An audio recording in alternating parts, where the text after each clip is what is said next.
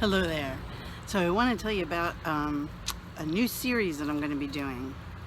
Can't promise you how many videos or how long those videos are going to be, but I can promise you it'll be interesting. At least I hope so. So I'm going to call it The Rehabilitation of Riley. From Fear Aggressive Dog to Helper Dog. And I'll give you a little bit of background about Riley. So I was approached by Riley's owner because he has a problem of being so aggressive to other dogs that he was a danger not only to the other dog but to anybody walking him, because he would lunge, growling, barking, snapping, hackles raised with such ferocity that he had pulled numerous people down, and some of them got hurt. Not to mention the fact he was very scary looking, and the neighbors started really hating this dog because anybody walking by or while the owners were out walking him, this dog would just go ballistic to the point of being very fearful looking.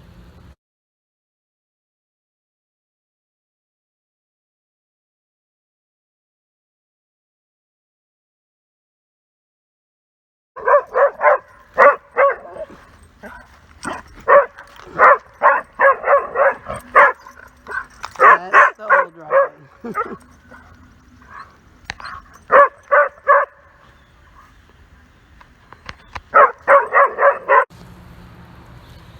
This series will include some how-to do the training that I'm doing, but the problem with how-to videos and doing training, especially when it comes to aggression, is every dog might need a slightly different approach depending on the dog's personality and why they're being aggressive.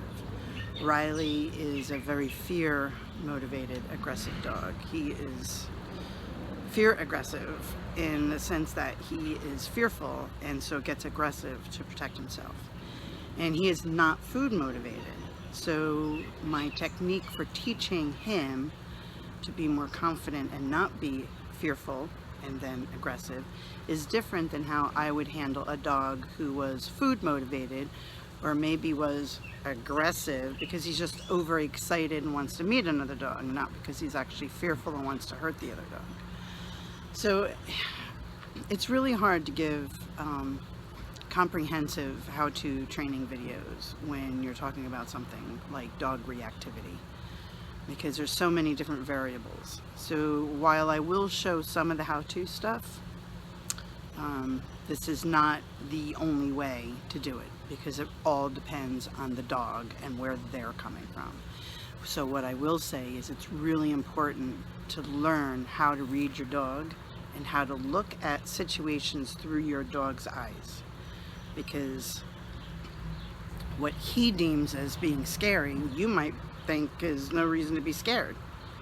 And until you learn how to see things from your dog's point of view, you will not be an effective communicator and trainer for them in a way that nurtures a respectful relationship between the two of you, where there is a real understanding between the two of you.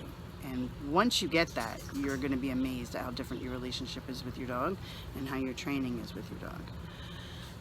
So what this may include, the series may include some dog language instruction and how to read your dog and what dogs are doing, what it means. For example, a wagging tail does not always mean hi, I'm happy, I'm friendly. Okay? Riley, before he lunges and attacks a dog, is wagging his tail. He's not saying hi, I'm friendly. So a wagging tail does not always mean a good thing. Okay?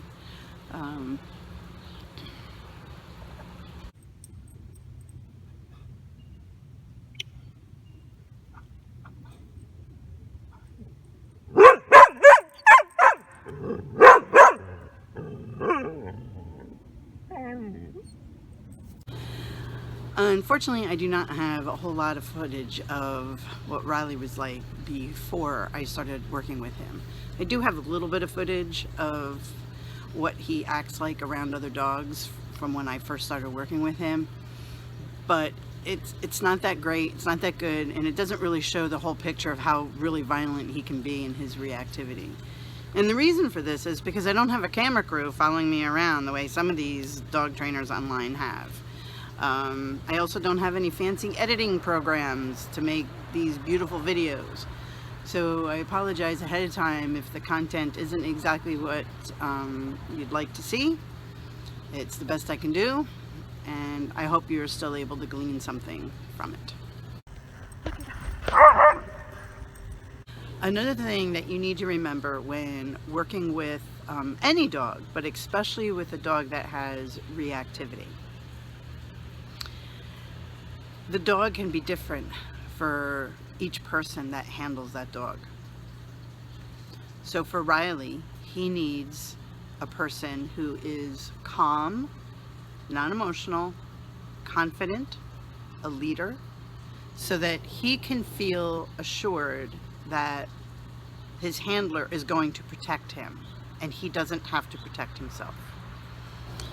What I mean by that is when I'm walking him, he's at the point now where he very rarely reacts to anything. He's so confident in my position that I'm going to take care of him that he doesn't feel he needs to react anymore. But when somebody else comes along and takes him for a walk and doesn't have that same non-emotional, confident composure, he will start to react. So for example, if somebody else is walking him and they see a dog and they start to get nervous and anxious and worry about what Riley is going to do, and maybe they start tightening up the leash, he feels that stress and anxiety and says, uh-oh, something's wrong, I got to protect myself, and he'll react.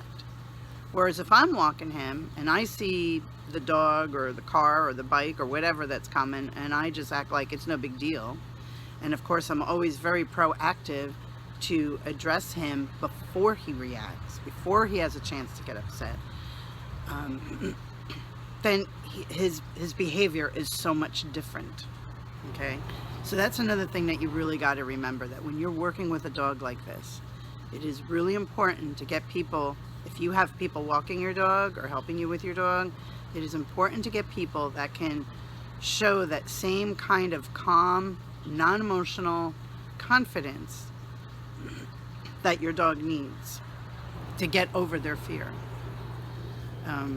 And when I say non-emotional, what I mean by that, what I mean by that is, if he does start to react, you can't have a person who's going to start yelling at him and getting upset at him, because that's just going to make him worse. You need to have that person who's going to be non-emotional and just say, hey, I said leave it, let's go. Not leave it and screaming, because that's not going to lead to any kind of calm confidence in the dog. Leave it. Yes, good boy.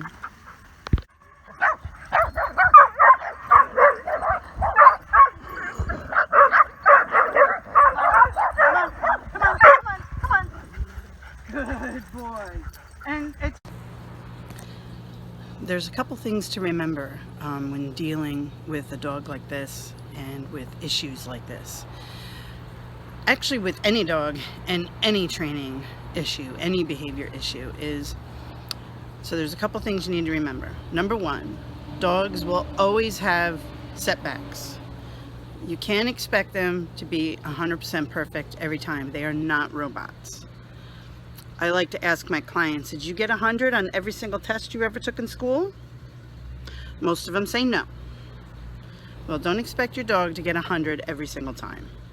They are going to have setbacks. They are going to have days where they just forget, or something overwhelms them, or they just can't perform. Okay, so you need to be as patient with them as you wanted your high school teachers to be with you. Okay? Now, with Riley, part of his problem is it's kind of twofold. He did have a couple situations where he had been attacked by other dogs. That was very frightening.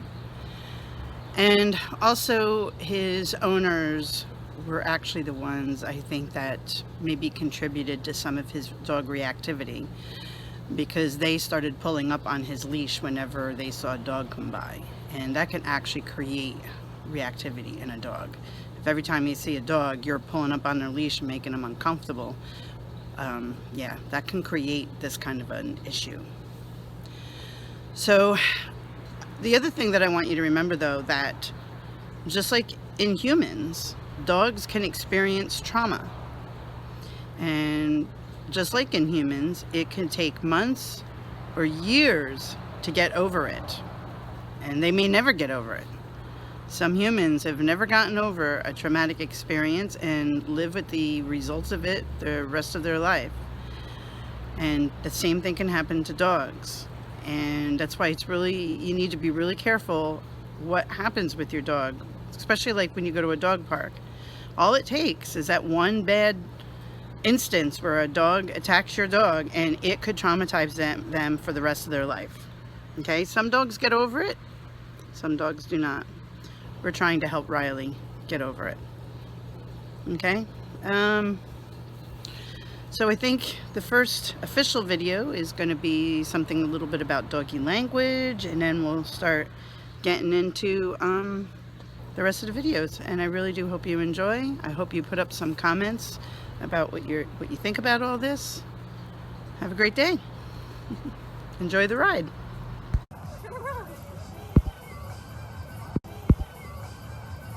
Okay.